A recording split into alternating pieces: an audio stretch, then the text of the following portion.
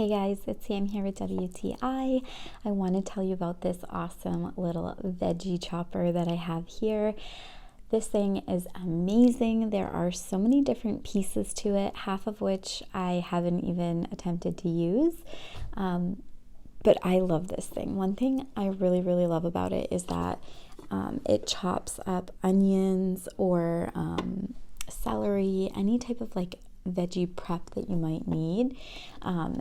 That's what I use it for, because if I can take away one step of cooking, it makes life so much easier for me. So this is super helpful.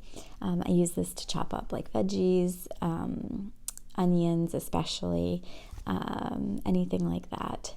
I like that there are different size like blades to use. It comes with this like strainer basket to sit inside there, and then it's really easy to take apart and switch out the pieces. You just pop in the piece that you want.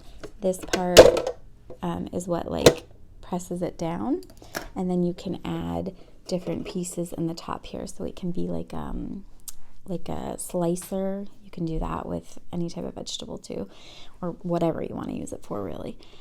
So I definitely recommend this. I think this makes kitchen time so much easier, and I don't think you'll be disappointed. I think you need this. That's my point of view.